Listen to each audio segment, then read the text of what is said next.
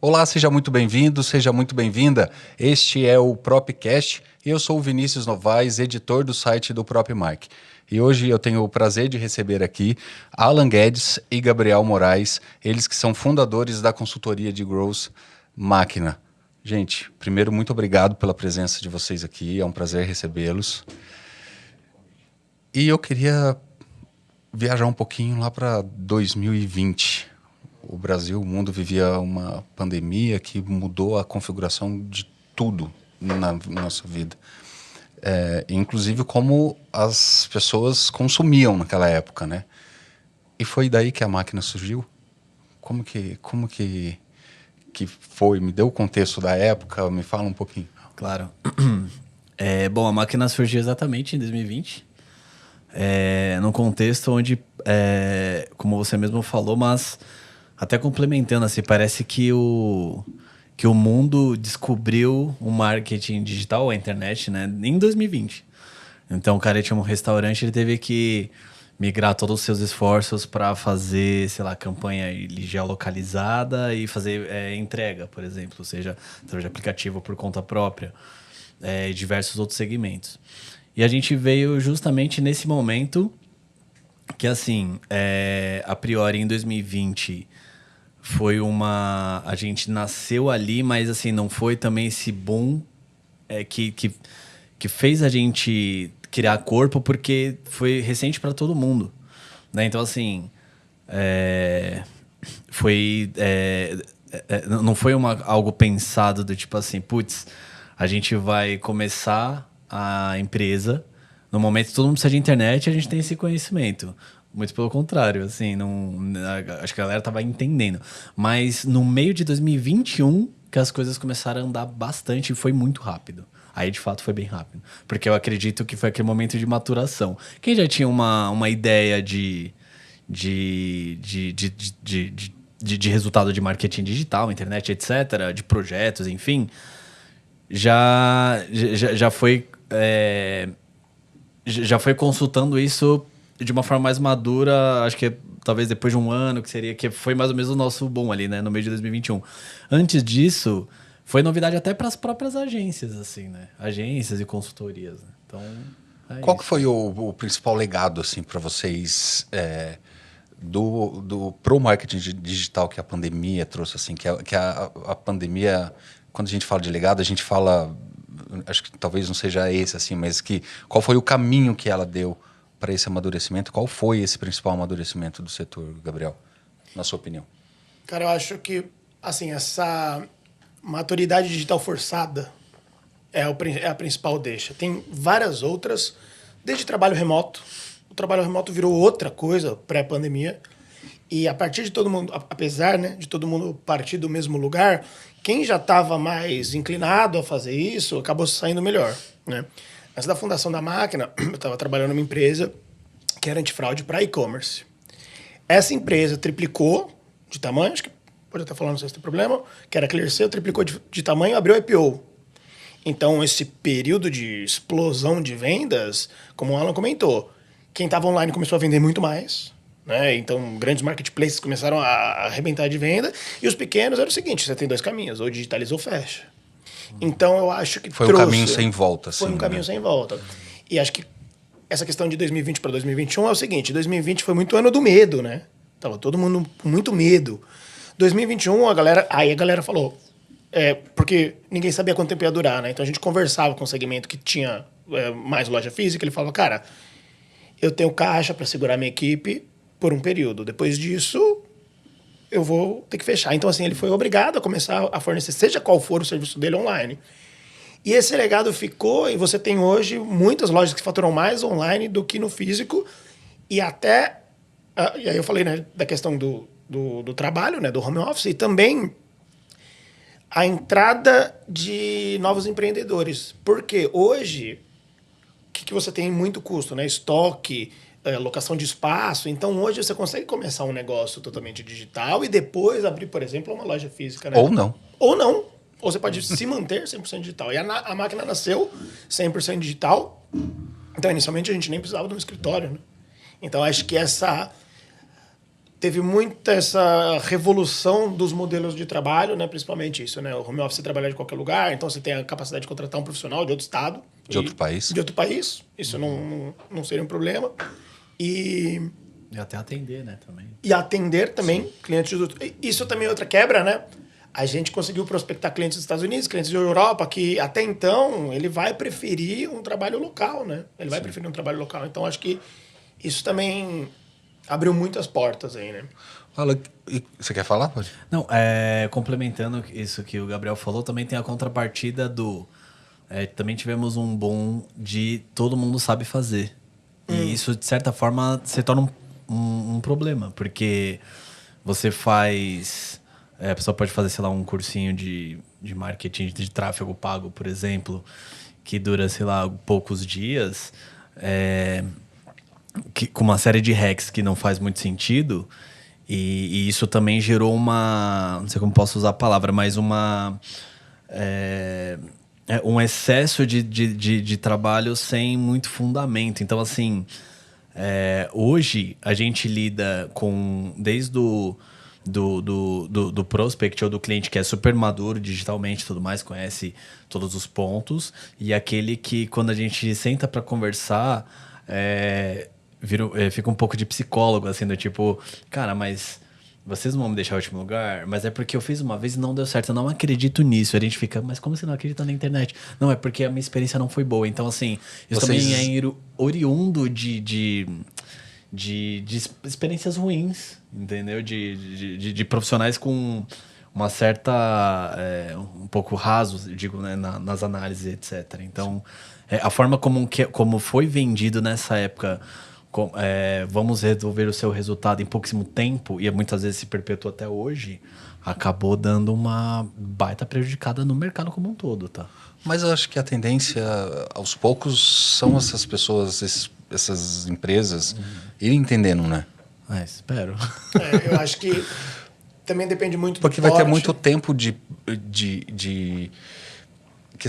exemplos mesmo do que da eficácia, né?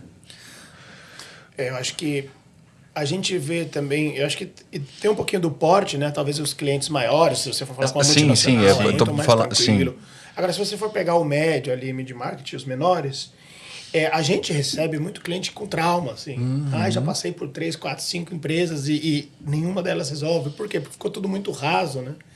E o brasileiro, infelizmente, ele quer o atalho. Né? Ele quer o atalho. E às vezes quer também um resultado muito rápido. Muito rápido e pagando pouco, né? Então essa conta não se equilibra, né? Então a gente se posiciona dessa forma, cara. Primeiro que eu tenho que ter muito contato com o seu negócio, preciso de fato aprender o que você faz. Eu não sou especialista no que você faz, sou especialista no que eu faço, né? E eu preciso ter um contato muito próximo. Então eu acho que isso assusta, talvez. E aí, a questão da pandemia teve muito isso. Aumentou-se muito a demanda e a oferta que se criou para atender essa demanda foi desqualificada. Que, além disso, também tem essa questão do brasileiro não ser muito mais fã de estudo, né? Ele não é o povo que mais gosta de estudar. Então, é isso que o Alan falou. Essa juniorização de mercado acabou que ela veio muito forte para atender uma demanda que foi gigantesca nesse período. Mas me fala um pouquinho antes da pandemia. O que vocês faziam? Onde vocês trabalhavam? O Gabriel já deu um spoiler ali. E você, Alan? Bom, eu trabalhei em diversas agências, né? Já trabalhei no grupo WPP, já trabalhei no grupo Publici, já trabalhei na RGA, trabalhei em agências menores, já trabalhei no e-commerce do grupo SBF.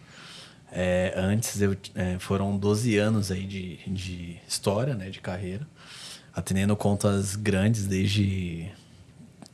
Kit Kat, internacional e nacional, Royal Caribbean, Shell, Raizen, Bradesco, Ágora Investimentos, enfim, tantas empresas grandes, Renault Brasil, tantas empresas que eu já atendi, sempre como executivo de conta mesmo, e gerente de projeto. E, de certa forma, me ajudou a enxergar como que o modelo que a gente acredita... O Gabs também teve experiência em outras agências, mas assim, o fato de eu ter tido essa experiência anterior fez com que eu pensasse como que seria o modelo de uma consultoria que pra gente faz sentido, assim, desde a galera que vai trabalhar com a gente até a tratativa com o meu cliente, entendeu? Então, eu passei por bastante, bastante conta aí. E você, Gabi? Cara, antes de eu entrar em publicidade, eu trabalhei no glorioso Banco Itaú. Trabalhei 4 anos no Banco Itaú. E aí, eu fiz intercâmbio na Austrália. E quando eu voltei, eu fui trabalhar no Google, no suporte do Google. Né? Então, a minha entrada no mercado foi no suporte do Google, isso em 2015. Isso em 2015. Trabalhei no suporte do Google e depois, saindo de lá, fui trabalhar numa agência junto com esse senhor. Que aí, onde foi onde vocês conheceram? Qual foi a agência? Foi na Pós-Clique, que depois foi adquirida pelo C6 Bank. E aí, a gente já era dupla. Né? Então, ele fazia atendimento de algumas das contas que eu atendia. A gente atendia Volvo, XP, GSK, a gente atendia umas contas legais. E seguimos caminhos separados, né? Saindo de lá, eu fui para uma outra agência chamada Silks. Depois, entrei lá na Clearseal, como eu comentei, que aí eu ficava responsável também pela parte de performance, mais focado virei o lado do cliente, né? Virei o lado do cliente. E aí, nesse período, a gente se falando, e com essa ideia, eu até tinha já alguns outros clientes que eu tocava enquanto freelance, né? E o Alan também já estava com essa vontade, eu estava com essa vontade de empreender, e a gente já tinha se dado bem nesse contexto anterior. Cara, o trabalho entre nós flui bem. E sócio é uma relação ali de casamento. Sim. Né? Então, eu falei, acho que é alguém que daria para eu... Alguém que eu confio para trabalhar junto comigo nessa empreitada. E aí, essa migração, né, do empreender, cara, é uma loucura, porque é um mergulho. Tipo, porque é você largar ali o que você já está acostumado para... Você já não sabe E você dia de é amanhã. empreendedor 24 horas por dia, né? Não tem 24 horas por dia. Você está o tempo inteiro... Toda hora. 365 dias por ano. Pensando no amanhã, pensando como fazer crescer, o que eu posso melhorar, como é que eu posso dar um atendimento melhor, como é que eu posso, resgatando o ponto que a gente trouxe, né?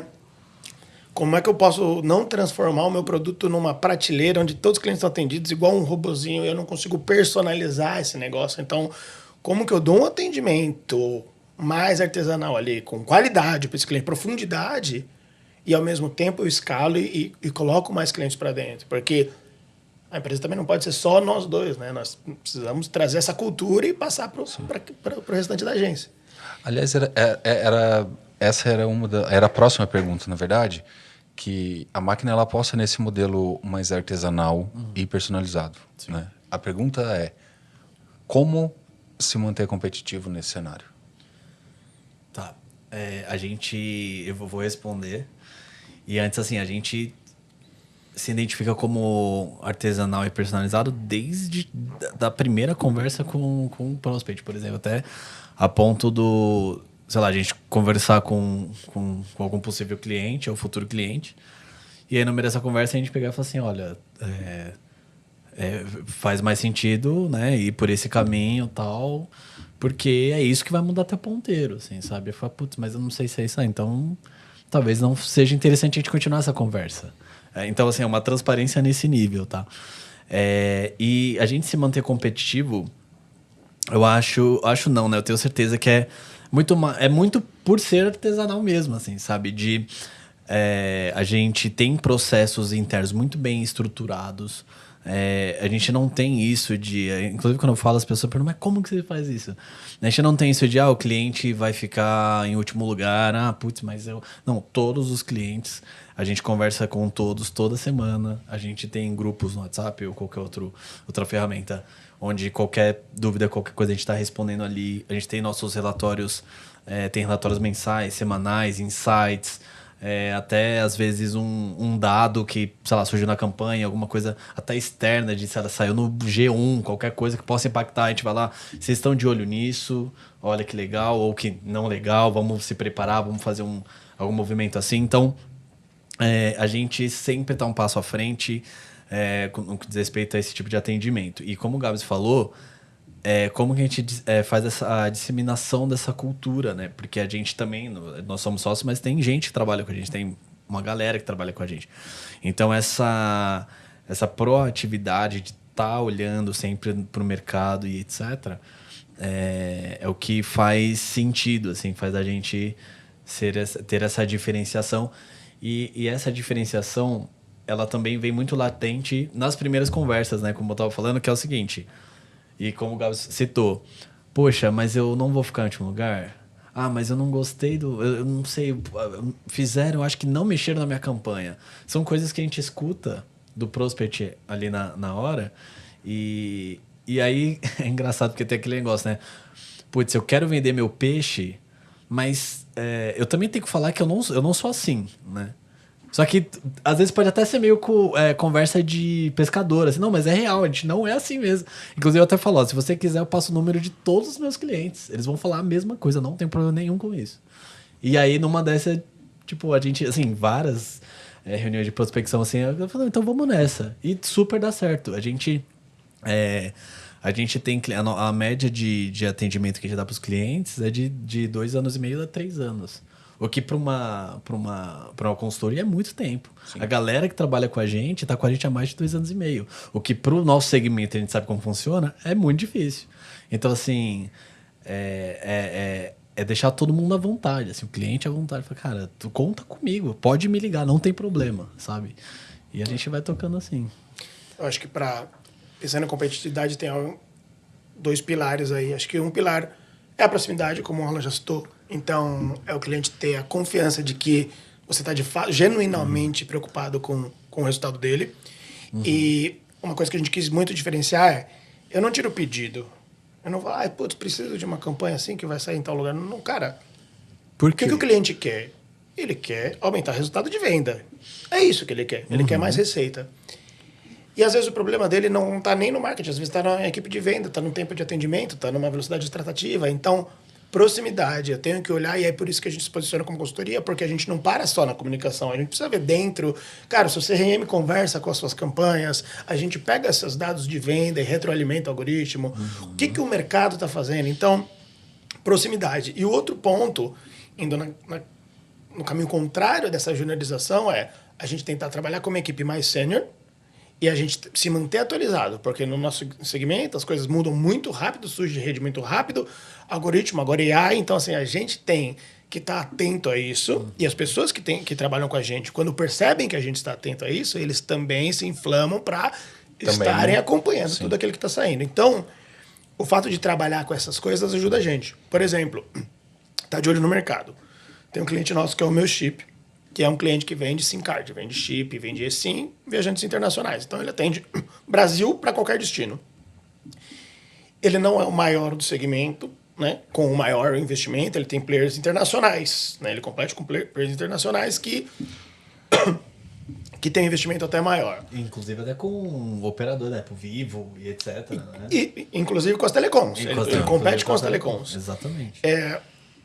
E aí a gente observou com a alta do dólar, que é uma informação de mercado, né, que o preço do dólar ele impacta muito na quantidade de vendas dele. Agora você tem, por exemplo, questão de Trump dificultando o visto, essas coisas vão impactar o negócio dele diretamente.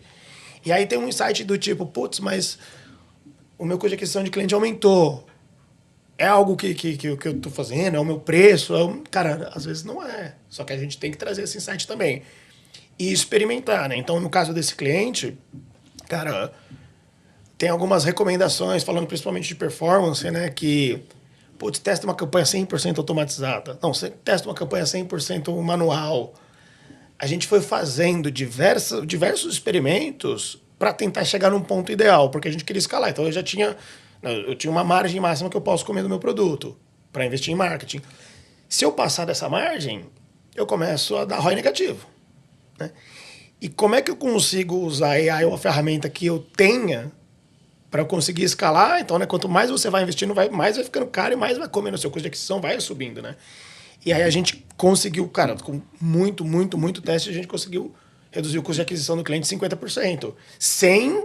Então, assim, a gente ganhou eficiência, né? A gente conseguiu fazer mais vendas com a mesma verba. Sim. E isso é experimentação. Então, acho que atendimento próximo e estar conectado e testar tudo que acontece. Tudo vai ser bom? Não. Por isso que existe o teste. Né? Sim. Cultura de growth. Aí até esse ponto de, pô, vamos usar a inteligência artificial em tudo. Aí vai todo mundo correndo, vamos fazer. E aí A gente fala, não, tá, vamos... Fica tudo igual. Tá, mas vamos fazer. Mas, poxa, a partir do momento que a gente deixa o poder de fazer o bid numa campanha de leilão para inteligência artificial, e o outro também tá usando a inteligência artificial, vai ficar, eu boto mais. Aí a outra inteligência, eu boto mais. Aí daqui a pouco, tipo, putz, eu tive um custo por venda, por lead, seja o que for, muito alto. Poxa, mas não tá muito caro, quem faz? Não, é porque a gente deixou tudo na mão da inteligência artificial. Então, assim, tem que ter esse tato, sabe? Até que ponto? Tem que usar, tá? Não tô falando que não tem que usar. Sim. Só que, assim, tem que ter uma... Delegar e não delargar. Exatamente, né? Tem que olhar, putz, e assim, e tudo tem que ser, sabe? Eu não sei. Então, é engraçado, assim, quando a gente pega um briefing, e aí eu falei isso, inclusive, num outro podcast, que o cliente nem sempre ele tem razão, ele tem aspirações, ele tem vontades. Bom, e aí eu queria saber, para vocês, assim, quais são os critérios que definem o perfil ideal de cliente? A gente já falou muito de cliente, mas sim, se você pudesse definir isso num perfil, assim, numa persona. Tá. A gente falou disso, né, esses dias. O cliente pra gente, ele não precisa entender de marketing digital ou qualquer consultoria que envolva growth e tudo mais. Mas se ele entender, perfeito, também tá show de bola. Mas precisa estar aberto a... Ele não precisa entender, mas precisa estar aberto a compreender que existe um tempo do algoritmo, que existem os processos tecnológicos ali de entendimento de campanha, que não é só colocar uma campanha no ar que no dia seguinte você vai ter uma receita de não sei quantos mil ou milhões, que é uma construção. Mas se eu coloco uma campanha paga, ligo agora, amanhã vai ter resultado, vai ter retorno? Vai. Mas qual? Não sei. Por quê? Porque precisa do tempo de histórico e tudo mais. Ranqueamento orgânico. Nossa, mas eu tô fazendo meu blog e tal, não sei o que lá, e não tá rolando, não sei o que tá acontecendo. Calma, existe um tempo de maturação para tudo. O cliente ideal pra gente é quem entende isso, assim, sabe? De novo, ele não precisa nem concordar. Não, por mim teria que ser tudo rápido. Por mim também. Né? Lá em 2012, sei lá, você botava, sei lá, R$100 no Google AdWords na época e você tinha uma receita gigante. Hoje as coisas não funcionam dessa forma, né? Então, eu acho que o cliente, se eu fosse falar, seria essa pessoa, assim, que não precisa entender, se entender show, mas que saiba como que funciona, assim, sabe? Que a gente possa explicar. Inclusive, uma coisa que a gente faz muito, a gente explica para o cliente, olha, é desse jeito, por que não tá... Dá para fazer o que você está falando, mas não nessa velocidade, mas a gente, enfim, vamos trabalhar aqui para que seja o mais rápido possível. Então, é muito... esse entendimento, sabe? Eu concordo bastante. Acho que ele tem que estar aberto ao teste. Ele tem que entender que para você chegar no máximo dos seus resultados, você tem que esgotar todas as possibilidades ali. Então, você tem que testar todas as hipóteses. Quando a gente fala de growth, é cultura de teste. Uhum. Então, cara, eu tenho que testar vídeo, eu tenho que testar um gancho X, um roteiro Y, uma imagem, um carrossel, um público, uma segmentação, preço, frete, né? Então, se ele entende que o input que vem de nós é valioso e ele coloca aquilo para rodar, eu acho que esse cliente que está aberto a experimentar e implementar, e aí eu não estou falando nem do porte do cliente. Uhum. O importante é ele ouvir, lançou isso, vamos testar? Pode ser que funcione, pode ser que não funcione. Isso é um ponto importante, assim, isso que o Gabs falou faz muito sentido, assim, não estamos falando sobre porte. Claro, a gente tem o nosso ticket a partir de tanto, etc, beleza, mas é sobre o entendimento, assim mesmo. Tem muita resistência, dependendo do segmento, o cliente fala, a gente propõe uma rede, principalmente falar aqui rápido, TikTok. Propõe o TikTok para o cliente fala, mas meu cliente não está lá. Mas você testou? Será que está? Porque assim, eu tenho 300 mil marcas, eu tenho concorrente seu que está lá produzindo conteúdo e ele está captando uma audiência que você não está. Todas as redes estão ficando mais caras porque oferta e demanda, está todo mundo se digitalizando. E você vai deixar vazar essa audiência, né? Então, acho vai entregar para o concorrente? É isso, você vai entregar gratuitamente porque você não estava lá. Sim. E tá todo mundo lá, né? Recentemente eu tive nessa semana lá na Meta para falar de mensuração de WhatsApp. Cara, WhatsApp, todo mundo usa o WhatsApp. Você não vai colocar um WhatsApp no seu site? Tipo, você manda uma mensagem para falar com um cliente de uma entrega, entreguei o seu produto. Cara, você abriu um canal de comunicação ali, o cara pode te chamar e comprar de novo. Você realmente não vai colocar isso. Sim. Então, assim, é o cliente que ele entende que ele não pode ficar para trás e que as coisas são rápidas, né? E infelizmente, cada vez mais rápido. Então, acho que esse é o perfil que a gente gosta desse cliente que está disposto a testar e se atualizar. E é a diferença de uma agência para uma consultoria, né? No final das contas. Porque a gente dá não ser reativo, né? Exato, a gente dá essa consultoria mesmo. Olha, que nem negócio lá no Meta que o Gabs falou lá agora do WhatsApp. A gente, sempre que a gente participa de algum estudo, alguma forma, algo desse tipo, um evento, a gente leva para os clientes, né, as novidades e tudo mais. Então, assim, não é simplesmente, vamos fazer, de novo, é ter porquê. A gente recomenda isso, recomenda aquilo. E faz também, tá? Mas, assim, é uma diferença. O que diferencia um modelo de consultoria da máquina para as outras? Acho que, resumindo um pouco dessas... Acho que um pouco do que a gente também já falou, né? Mas, assim, falou, eu acho que, assim... Proximidade, né? Com certeza, o que a gente ouve, tá?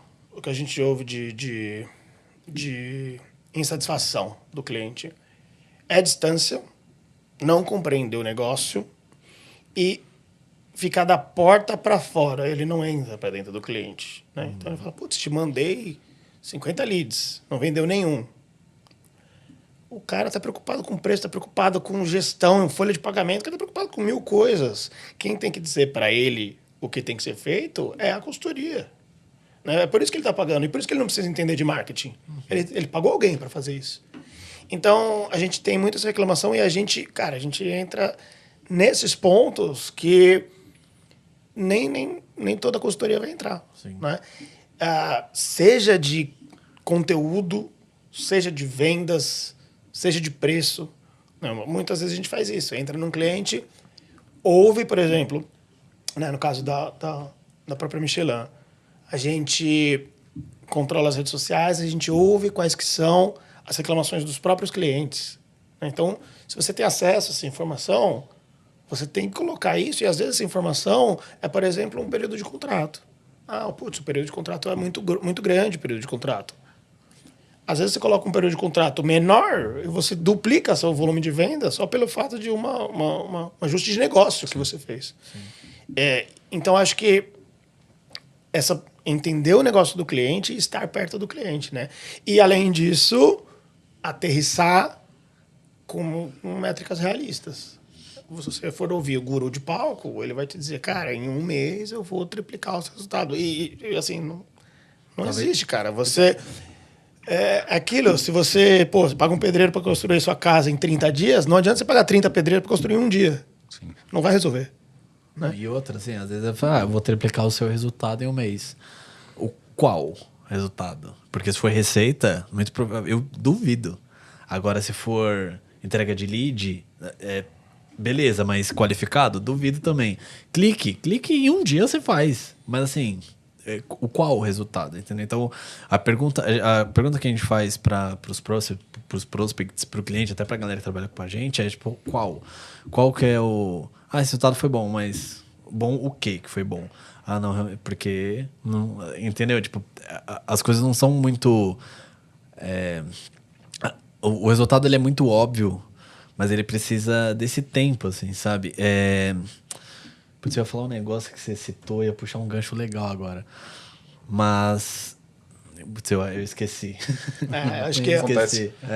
Por exemplo, pegando ainda o gancho da Michelin, eles têm um CRM robusto, utilizam, né, Salesforce, que é um dos melhores que a gente tem. E aí a gente tem toda uma informação que está ali dentro de status, o que vendeu, o que não vendeu. E essa é uma informação extremamente valiosa. Extremamente valiosa. Uhum.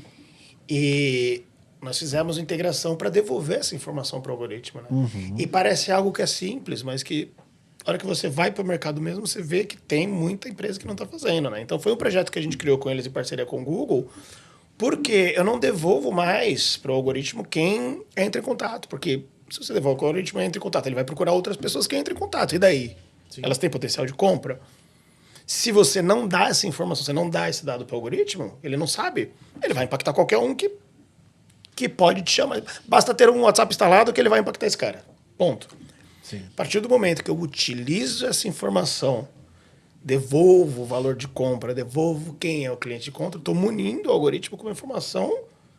Cara, para de procurar essas pessoas que não estão dentro do meu perfil e vai procurar essa amostra aqui de quem já compra comigo. Então, acho que esse é um dos cases nossos que antes investia-se muito em canais que não tinha certeza, né? Eu posso só te interromper um pouquinho? Como que foi esse case? Como que ele foi pensado? Dá uma resumida nele pra gente ir. Cara, quando a gente iniciou, não tinha tracking nenhum. Tá. Basicamente não tinha nenhum tracking. Então, o que acontece? A venda lá ela ocorre offline, né? O cara deixa um contato e é uma equipe de vendas que entra em contato. E tinha diversos canais e não tinha tracking de nenhum desses canais. Então, não se sabia o que era orgânico, o que era direto, o que era do Google, o que era do Instagram. Simplesmente não se sabia. E se você não mede, você não tem como otimizar. Se eu tô cego, eu coloco 10 mil reais em cada plataforma. Como é que eu vou dizer, mês que vem vou aumentar o Google, vou diminuir o Instagram? Por quê? Se eu não sei nada. Então, começou com, primeiro uma parte de tech, né? Implementação, aí eu vou entrar um pouquinho mais no techniquez, mas é basicamente implementação de rastreio, de formulário de WhatsApp. A gente consegue hoje, como eu falei, né? Antigamente a galera tinha um pouquinho, quando você vai falar do grande, ele tinha um receio de usar o WhatsApp porque você perde o tracking na hora que você sai do site, vai para o WhatsApp, você perde o tracking. Hoje em dia não perde mais. Hoje em dia você consegue mensurar o que acontece dentro do WhatsApp. Então foi, primeiro, instalar rastreio de tudo que chega pelo site, de tudo que chega pelo WhatsApp, de onde esse cara veio. Depois, avaliar o retorno de cada uma dessas plataformas e fazer uma conexão, e aí você tem a conexão nativa com o Google, né, principalmente do Salesforce, é um pouquinho até mais fácil de fazer, que é basicamente a plataforma lê o status daqueles leads que entraram naquele dia, e todo mundo que virou qualificado, vamos dizer que ele recebe um lead scoring ali, né? Ele é mais valioso para mim. E todo mundo que comprou é ainda mais valioso. E eu posso imputar o valor dessa venda até para devolver essa informação para o algoritmo. Então, falando em Google e no Meta também, quando você devolve um cliente, né? Você integra o seu CRM, qualquer CRM que você utilize, e você devolve essa informação para a plataforma, você pode passar o valor que aquele cliente gastou. E a plataforma tem mais espaço no leilão para investir mais em cliente de maior potencial. Então, se é um cliente que gasta 100 mil e eu passei essa informação para o algoritmo, ele pode gastar mais para captar esse cara, por exemplo, num clique de Google, ele pode gastar muito mais alto nesse clique do que um cliente que gasta 1.000, né?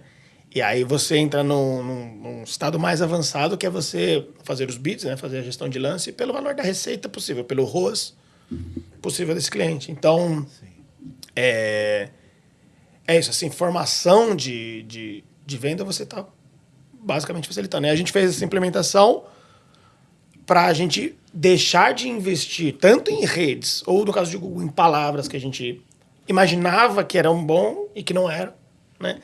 E a gente até descobriu perfis, por exemplo, que a gente atende tanto perfis de CPF quanto de CNPJ, né? E a gente tinha campanhas que eram pensadas para o CPF e elas estavam gerando mais clientes de CNPJ. Então, olha só que descoberta, né? Eu mirei num canto, acertei o outro. Então, vamos voltar a redesenhar todos os meus copies, redesenhar minhas landing pages, porque eu estou trazendo esse cara PJ. E ele tem outros anseios ali, ele tem outras necessidades. Então, esse foi um trabalho, cara, bem legal. A gente teve apoio do time técnico do Google, né, para fazer tudo isso funcionar. E hoje está ativo. Então, a gente utiliza com mais eficiência a nossa gestão, principalmente Google e Meta. Sim. Não, eu lembrei o que eu ia falar. Não, na verdade, o que eu ia falar, assim, não querendo fugir do case, mas muitas vezes acontece a gente fazer reuniões, né, com o cliente e tudo mais, porque geralmente, sei lá, as consultorias das agências conversam com o time de marketing respectivo, né, dentro do cliente. E a gente tem vários clientes que a gente não fala necessariamente eu tenho ali a figura do marketing, mas ele fala muito mais com a galera da venda, de vendas, justamente para entender esse, putz, mandei tantos leads, mas o tempo de resposta foi rápido, não foi, etc. Então, é importante falar que que a gente entra a fundo a ponto de também falar com marketing, mas a gente fala tanto com marketing quanto, às vezes, principalmente com a galera de vendas mesmo, a galera comercial, né? Pra ver se tá mexendo ponteiro, entendeu? Vou fazer um outro paralelo. Ainda em Michelin, mas usando esse gancho. Nós estamos numa bolha. Nós somos pessoas de marketing sentadas no ar-condicionado, criando estratégias para caminhoneiros. Eu não tenho conhecimento nenhum do dia a dia desse cara. Então, eu preciso conversar com quem está atendendo esse cara, que é a linha de frente, porque eu estou pensando que esse cara está preocupado com uma dor X. E a hora que eu vou conversar com vendas fala, não, cara, ninguém nem me pergunta sobre isso. Sim. Ele me pergunta sobre Z. E eu não estou usando Z na minha comunicação. Então eu tenho que fazer esse tipo de entrevista com quem está na linha de frente. Não distante disso, eu tenho que ir para a rua. No caso da Michelin, tem as redes autorizadas. Então eu vou lá na rede autorizada e converso com o caminhoneiro, que é o cliente final. Sim. Pergunto para ele, por que você está usando Michelin? Fazer escuta. Por que você não está usando Michelin? E na fonte. E na fonte, porque, de novo, cara, nossa bolha de marketing aqui não vai saber a vivência desse cara. E para eu montar um criativo, cara, não adianta colocar aqui um podcast para falar caminhoneiro. Porque caminhoneiro tem que ser um cara na estrada, na rua, bruto, falando a linguagem do cara. Não adianta falar KPIs, falar termos que o caminhoneiro não vai entender. A comunicação não vai existir. Não vai existir, não vai existir. E isso, acho que também é outro diferencial de você ser uma consultoria. Você não simplesmente... Putz, é o que eu falei, tirar um pedido. Olha, preciso aqui falar com o caminhoneiro, tal. Tá, mas... Recebi um ICP. O cara tem tanto, tem não sei o que lá, mas é isso mesmo? Deixa eu falar com quem vende. Aí quem vende fala outra coisa, né? Então, acho que esses silos entre as áreas, a gente chega como consultoria, a gente não tem disputa entre área. A gente quer ouvir todo mundo e falar, o caminho é esse aqui. Sim. E a mesma coisa, falando da Michelin, mas do meu chip, por exemplo, assim, quem viaja, por que você utiliza, sei lá, a sua operadora, sei lá, Vivo, seja o que for lá, faz uma configuração, eu vou viajar para a Europa e beleza, e não compra um E100, por exemplo, que a gente vende, né, do meu chip. Então, fazer esse entendimento é o que o Gabs falou, assim, tem que conversar com quem está na ponta, não adianta. É isso, a gente, por exemplo, a gente propõe, o cara que viaja internacionalmente, né? Então você vai pensar o cara de alta renda. Se o cara de alta renda, o plano dele já tem um home internacional. Sim. Então não é ele. Ao mesmo tempo, também não é um mochileiro raiz, o hardcore. Porque o hardcore, ele quer conhecer gente, ele vai filmando, quando tiver Wi-Fi ele posta, ele tá numa outra pegada. Ele tá na dependência do Wi-Fi, né? Ele vai de bike, ele é faz um outro rolê, perfil, ele é outro perfil. Sim. Então eu tô nesse meio termo aqui, né? E isso, assim, a experimentação é conversando com o cliente e avaliando. E aí a gente tem acesso ao Instagram. Então a gente tá vendo quem tá repostando, a gente tá vendo quem tá usando o chip, a gente tem acesso ao perfil dessas pessoas. Sim. Então é só entrar lá e ver para onde ele foi, qual o destino que ele está indo. Né? Então, tem informação de mercado. O brasileiro está viajando mais, está viajando menos. No caso dos Estados Unidos teve esse problema, mas aumentou. Europa, dólar subiu, euro subiu, aumentou Latam. Agora a gente está vendendo Latam. Só que se a gente não está atento a isso e não muda, principalmente o investimento das campanhas para Latam, a gente perde essa galera. Você está indo em lugar que não tem ninguém. Não ou que adianta. tá muito baixo. Né? É isso. E aí vai comer a sua margem, vai reduzir cada vez a sua margem. Gente, já está quase no final. E eu queria deixar uma pergunta para vocês. A máquina está completando esse ano 25 anos. 5 anos. Sim. Calma. Vamos devagar. Chegaremos lá. Vamos devagar. Como que vocês imaginam os próximos 5 para a empresa? E para o mercado? Porque acho que não tem como a gente não falar do mercado também. Vocês já pararam para pensar? Vocês já fizeram esse exercício assim de imaginar os próximos 5? Já. Já? Já. A gente se posiciona como uma consultoria que a gente não visa atender 70 clientes, 40 clientes. A gente quer ir, que é uma linha que a gente segue desde então, de ter poucos e bons. Né? Ter um time muito bom, E esse entendimento que a gente falou de perfil de cliente que a gente gostaria. Claro, a gente começar novos produtos, que né, a gente tem conversado pra gente, a gente quer emplacar mais um outro produto aí pro mercado que a gente quer que faça muito sentido. Que aí eu posso falar numa próxima oportunidade.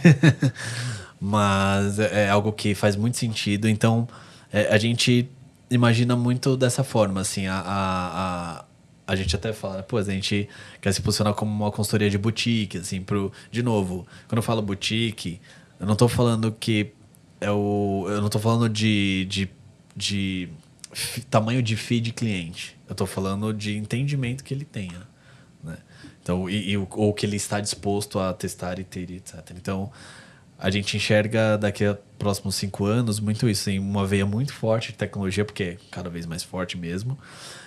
Uma proximidade muito bacana, como que a gente é inato nosso, a gente já faz isso naturalmente.